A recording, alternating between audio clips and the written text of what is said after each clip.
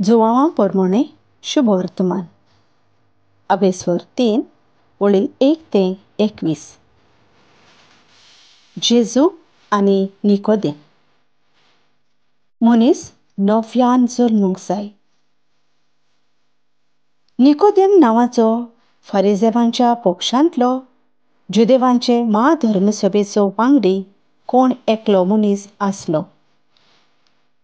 तो एकदां रातचो जेजूशी आयलो. ताणें जेजूक म्हणलें, राब्बी म्हणजे गुरुजी, तूं देवा कडसून आयिल्लो शास्त्री म्हूण आमी जाणा.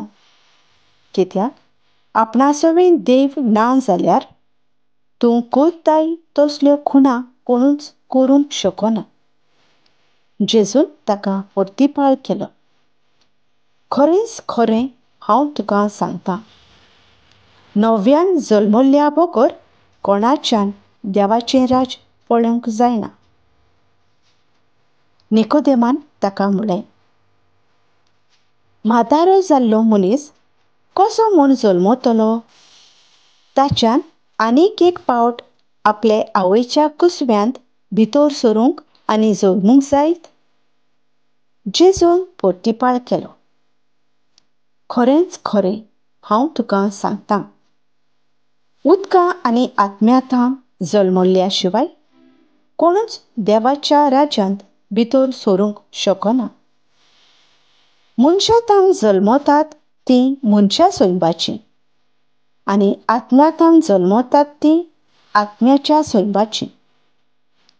तुमी नव्यान जल्मूंक जाय अशें हांवें तुका म्हणलां देखून तूं अजाप जावं नाका. वारें आपणाक जाय थंय मारता आनी तूं ताचो आवाज आयकताय, पूण तें खंयतावन येता वो खंय वेता तें तूं नकळय.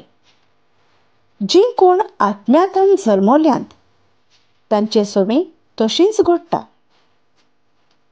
निकोदेमान ताका परत म्हणलें, हें कशें जावंक शकता? जेजून ताका जबाब दिलो, तूं इस्रायल पोरचेचो शास्त्री आनी तरी तूं हें नकळय? खरेंच खरें हांव तुका सांगतां, आमी जाणो तें उलयतां आनी आमी देखलां ताची साक्षी दिता, पूण तुमी आमची साक्षी मानून घेनात. तुमकां संवसाराच्या वस्तूंची खबर सांगता तेन्ना तुमी सत मानिनात. सर्गींच्या वस्तूंची खबर सांगीन तर तुमी ती कशी सत मानशात? सर्गांतल्यान देंवलेल्या मनशाच्या पुता बगर कोणूच सर्गार चडूंक ना. मनशांच्या तारुणा खातीर देवान आपल्या पुताक दिलो. जसो मोइसेसान अरण्यांत सोरोप उबारलो तसोच देव मनशाच्या पुताक उबारतलो. अशें पुताचेर भावार ठेवतल्या सोमेस्तांक सासणीक जिवीत मेळचें म्हूण देवाची येवजण. खरेंच ताचेर भावार ठेवतात त्या दर एका मनशाचो नाश जायना जावंक, पूण ताका सासणीक जिवीत मेळचे खातीर देवान आपल्या एकल्याच पुताक दिलो. इतलो ताणें संवसाराचो मोग केलो. कित्याक संवसाराचेर खास्तेचें फर्मोण मारूंक न्हय, पूण पुता वरवीं संवसाराचें तारण जावचे खातीर देवान पुताक संवसारांत धाडलो. जीं कोण ताचेर भावार ठेवतात तांकां खास्तेचें फर्मोण ना, पूण जीं कोण ताचेर भावार ठेविनात तांचेर खास्तेचें फर्मोण पडलोलें आसा.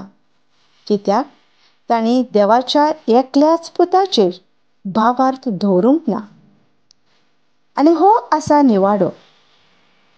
संवसारांत उजवाड आयलो, पूण मनशांनी उजवाडा परस काळोखाचो अदीक मोग केलो, कित्याक तांचीं कर्तुबां नश्टीं आसलीं.